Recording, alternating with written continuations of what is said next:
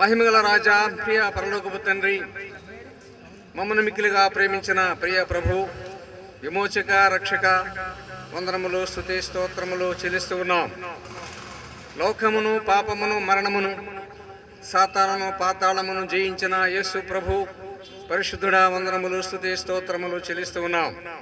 భూమిని, ఆకాశమును రక్షించబడటకు నాయన హేతువైనటువంటి శిలువ మర్మమును మీ దాసుల ద్వారా బోధించబడుచుండగా అనేకులు రక్షించబడటకును, ఉజ్జీవింపబడటకును మా ప్రభు ఈ కూడికను నాయన మీరే ఆది నుండి అంతం వరకును నడిపించి మీరు మహిమ పొందవలని మహోన్నతుడు సర్వశక్తి మంత్రం చేస్తున్నాము. టీం వచ్చి మరి సాంగ్స్ పాడవలసిందిగా వారిని కోరుచున్నాం.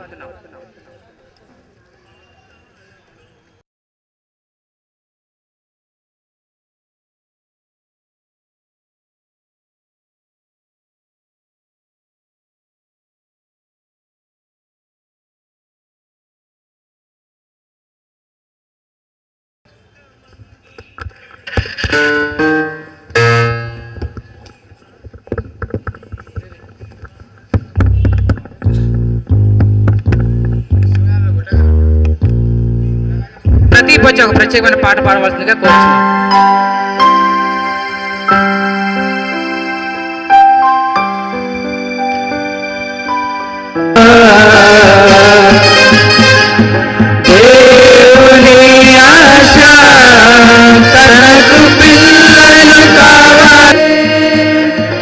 ఈ భూమిపై ఉన్న నరులంతా తన పిల్లలే.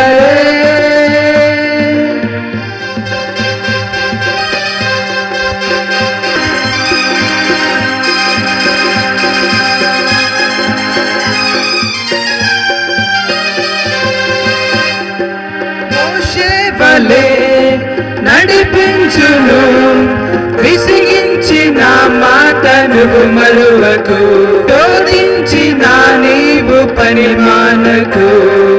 అవమానమే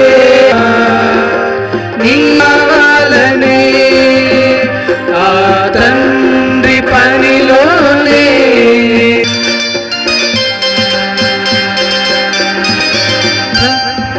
ప్రభు యేసునా పని చేయుము, సాతాను శోధిస్తే ఎదిరించుము. లోకాశలే నీవే కావాలని పిల్లలు కావాలి. బిఆర్టీఐ ప్రిన్సిపల్ కాజీపేట వరంగల్ కె కృష్ణ గారు వచ్చి మరి ప్రారంభ పలుకులు ఇవ్వవలసిందిగా వారిని కోరుచున్నాం. అమూల్యమైనటువంటి సత్యవేద సాగరమైన మహాజ్ఞాన గ్రంథంలో నుండి కొన్ని విషయాలు మేము ఆలోచిస్తూ ఉండగా మీరు మాకు మీ పరిశుద్ధాత్మ సహాయంతో నడిపించమని మా ప్రభువైన యేసు నామములో ఈ ప్రార్థన వేడుకుంటున్నాం తండ్రి, ఆమేన్. హృదయపూర్వక ధన్యవాదాలు తెలియజేస్తున్నాను. ప్రియులారా, మరి ఈ ప్రాంగణంలో దేవుని మాటలు వినడానికి విచ్చేసినటువంటి మీ అందరికీ కూడా హృదయపూర్వక ధన్యవాదాలు తెలియజేస్తున్నాను. ప్రియులారా, మీరెప్పుడు ఎన్నడూ విననటువంటి విషయమే మూడు లోకాల మర్మాలు. మూడు లోకాల మర్మాలు అనేటువంటి ఈ అంశాన్ని మీ ముందుకు తీసుకురావడానికి Bible research and teaching institute విద్యార్థులు ఎంతగానో కృషి చేశారని వారిని నేను హృదయపూర్వకంగా అభినందిస్తున్నాను. ప్రియులారా, ఈ సమాజంలో మీకు ఊహ తెలిసినప్పటి నుండి లోకాలను గురించినటువంటి వివరణ ఎప్పుడు విన్నా, ఎక్కడ వినినా, ఎంతవరకు విన్నాము అనేది మనం ఒకసారి ఆలోచిస్తే, ప్రియులారా,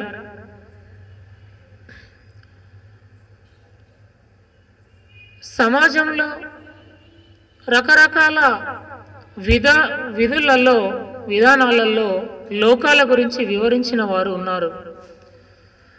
నేనంటున్నాను, ఈ 3 రోజుల సభలు లోకం ఎరుగని మహా జ్ఞానయుక్తమైన మర్మములు. ఈ మర్మమైన సంగతి ఏ వేదాంత కళాశాలలో కానీ, ఏ విద్యా కళాశాలలో కానీ, మేధావులలో కానీ, శాస్త్రవేత్తలలో కానీ ఎవరు మీకు అందించినటువంటి మహోన్నతుడైన దేవుని జ్ఞానాన్ని ఈ 3 రోజులు మీరు వినబోతున్నారని చెప్పుకోవడానికి నేను సంతోషిస్తున్నాను. ప్రియులారా, ఈరోజు సమాజంలో లోకాల గురించి ఒక నిర్మాత 7 లోకాలు 14 లోకాలని ఒకరు పాట రచిస్తుంటారు. 7 లోకాలు 14 లోకాలు ఉన్నాయా, లేక 7 లోకాలు ఉన్నాయా, ఒకే భూలోకమా, భూమి క్రిందికి వెళితే నరకమా, అసలు పాతాళం ఎక్కడా, ఎన్ని లోకాలున్నాయి అనేటువంటి వివరణ మనకు దేవుడు ఈ సత్యవేద గ్రంథంలో పొందుపరిచాడండి. దానిని ఆ జ్ఞానాన్ని మనము రీసెర్చ్ చేసి పరిశోధనాత్మకంగా వెలికి తీయడమే దేవుడు మన ముందుంచినటువంటి బాధ్యత. ప్రియులారా, లేఖనాలను పరిశీలించాలి, పరిశోధించాలి. అలాంటి పరిశోధన ఉన్నప్పుడు బైబిల్లో ఉన్నటువంటి ప్రతి విషయానికి మనకు సమాధానం దొరుకుతుంది. ప్రియులారా, మరి ఈ 3 లోకాల మర్మాల గురించి ఆలోచిస్తే ఈరోజు ఉన్నటువంటి మానవుడికి 3 లోకాలు కాదు కదా, ఈ భూలోకం మీద ఉన్నటువంటి పరిస్థితులను, భూలోకంలో ఉన్నటువంటి వాటిని గురించి తెలుసుకోవడానికే మానవ శక్తి సరిపోవట్లేదు. ప్రియులారా, ఈరోజు శాస్త్రవేత్తలు, ప్రపంచంలో జ్ఞానవంతులు ఎవరయ్యా అంటే శాస్త్రవేత్తలని ప్రతి ఒక్క విద్యార్థి, మేధావులు చెప్పగలరు. అలాంటి వారికే ఈ లోకాల గురించినటువంటి వివరణ అందలేదు. వారికి తెలిసినంతది ఈ మానవులకు తెలిసినది ఎక్కడి వరకు అని అంటే ఈ భూలోకములో ఉన్నటువంటి కంటికి కనిపించేటువంటి ఈ ప్రకృతిలో ఉన్న కొద్ది శాతం మాత్రమే తెలుసుకోగలిగాడండి. ఈ విశ్వంలో మానవుడు ఈరోజు ఎన్ని పరిశోధనలు చేసినా తెలుసుకున్నది ఎంత అంటే 10% మాత్రమే. ఆ 10%లో అతనికి తెలిసినది కొంచెమే. తెలువనివి ఈ అంతరిక్షంలో ఎన్నో ఉన్నాయి. దానినే డార్క్ మ్యాటర్ అన్నాడు, బ్లూ స్టార్స్, ఇక రకరకాలుగా చెప్పగలుగుతున్నాడు. మానవ జ్ఞానానికి, మానవ మేధస్సుకు, ఈ మట్టి బుర్రకు అందనటువంటి జ్ఞానము బైబిల్ బోధిస్తుంది. ఎక్కడైతే మానవునికి జ్ఞానం అందదో అందని దగ్గరే బైబిల్ మొదలు పెడుతుందండి. ప్రియులారా, ఈ 3 లోకాల మర్మాలను గురించి 3 రోజులు మనం నేర్చుకోబోతున్నాం. ప్రియులారా, మరి దేవుని జ్ఞానాన్ని గురించి ఈ భూమి మీద ఉన్న మనిషి ఎంతవరకు తెలుసుకున్నాడు, ఆయన కార్యములు, ఆశ్చర్య కార్యములు, వాటిని వివరించడానికే శక్తి సరిపోదు. ప్రియులారా, ఈ మానవుడు ఈ సృష్టిలో ఉన్నటువంటి దానిని గురించి తెలుసుకున్నది ఎంతవరకు? భూమిని పరిశీలించాడు, భూగోళం అన్నాడు, ఆ తర్వాత అంతరిక్షాన్ని పరిశీలించాడు, అంతరిక్షం అన్నాడు, అంతరిక్ష శాస్త్రం అన్నాడు. ఇలా ఖగోళము ఎన్నో ఆ శాస్త్రాల పేరిట ముందుకొస్తున్నాడు, జ్ఞానం అని చెప్పుకుంటున్నాడు. కానీ ప్రియులారా, ఒకసారి ఈ భూమి మీద ఉన్నటువంటి మనుషుడు చంద్రుణ్ణి దేవుడు అనుకున్నాడు. ఆ చంద్రుని దగ్గరికి మొట్టమొదటి మనిషి అడుగు పెట్టిన తర్వాత ఉట్టి చౌడు నేల అని తెలుసుకోగలిగాడు. ప్రియులారా, ఇలా ఈ మానవులలో సరి అయినటువంటి అర్థము కానీ, సరి అయినటువంటి వివరణ రాలేకపోతున్నది. అలాగే ఈ భూమి నుండి సూర్యుడు, చంద్రుడు, నక్షత్రాలు, ఈ సౌర కుటుంబం గురించి తెలుసుకోగలిగాడు. ఈ సౌర కుటుంబంలో ఒకసారేమో 9 గ్రహాలు అంటాడు, మరొకసారేమో 13 గ్రహాలు అంటాడు, మరొకసారేమో 11 గ్రహాలు అంటాడు. వారు చెప్పినటువంటి జ్ఞానానికి వారికే సరి అయినటువంటి క్లారిఫికేషన్ ఉండదు. ప్రియులారా, ఈ అంతరిక్షం గురించి తెలుసుకోవడానికి ఈ మానవునికి గగనమైపోతే, అదొక మిస్టరీ అయిపోతే, చూడండి ఈరోజు ది గ్రేట్ అట్రాక్టర్ పవర్ అని పేరు పెట్టాడు. అదేంటట అంటే, ఈ భూమి తన చుట్టూ తాను తిరుగుతూ సూర్యుని చుట్టూ తిరిగి వస్తుంది కదా, ఇలా నవగ్రహాలు తిరుగుతున్నాయి, దీనిని సౌర కుటుంబం అన్నాడు. ఈ సౌర కుటుంబము మరొక నక్షత్ర మండల సమూహం వైపు తిరుగుతూ ఉంది, దానికి ఆండ్రోమెడా అని నక్షత్ర మండలం అని పేరు పెట్టాడు. ఆ తర్వాత మరొక నక్షత్ర మండలం అని పేరు పెట్టాడు. ఇవంతా ఈ ప్రకృతి అంతా పరిగెడుతుందట. తన పరిశోధనలో తేలింది, ఇది ఒక శక్తి, మహాశక్తి దీన్ని లాక్కెళ్తుందట. దానికే ది గ్రేట్ అట్రాక్టర్ పవర్ అని పేరు పెట్టాడు. ఆ పవర్ ఏంటో తెలుసుకోవడానికి వారికి మిస్టరీగానే ఉంది. ఈ ప్రకృతిలో ఉన్న దానిని తెలుసుకోవడానికే వారికి మిస్టరీ అయితే, 3 లోకాలు చూడండి, ఈ మనుష్య జ్ఞానము సౌర కుటుంబము దాటిపోలేదు. లేదా ఈ మనుష్యుడు ఈ భూమి పుట్టుక వెనకాల ఉన్నటువంటి రహస్యాన్ని ఛేదించాలని ఎన్నో కఠోరమైనటువంటి ప్రయత్నాలు చేస్తున్నాడండి. దైవ కణాన్ని కనుగొనాలని కొల్లాయడర్ అలాంటి ప్రయోగం చేసి కొన్ని కోట్ల ధనాన్ని వృధా చేస్తూ ఉన్నాడు. ప్రియులారా, అలాంటి ఈ మనుష్యులకి దేవుని జ్ఞానము బోధించేటువంటి వారు మనం కావాలి. ఇక్కడ ఉన్నటువంటి మనము సామాన్యులం కాదండి. ప్రియులారా, ఈ ప్రకృతి ఎలా ఆవిర్భవించింది అనంటే, 1998వ సంవత్సరంలో అమెరికాలో ఉన్నటువంటి నాసా అంతరిక్ష శాస్త్రవేత్తలు ఒక క్లారిఫికేషన్కి వచ్చారండి. కాస్మిక్ బ్యాక్గ్రౌండ్ ఎక్స్ప్లోరర్ అనేటువంటి అంతరిక్ష నౌకను పంపించినటువంటి అది ఇచ్చినటువంటి సమాచారాన్ని బట్టి ఈ విశ్వమంతా ఒక ప్రేలుడు వలన ఏర్పడింది, ఒక శబ్దం అనేది కలిగింది, ఆ శబ్దం వలన ఏర్పడింది అనేటువంటి సమాచారాన్ని వారు తీసుకోగలిగారు.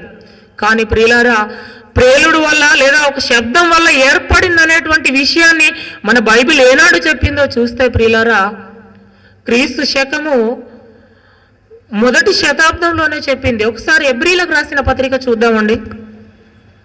హెబ్రీలకు రాసిన పత్రిక 11వ అధ్యాయము 3వ వచనం నుండి.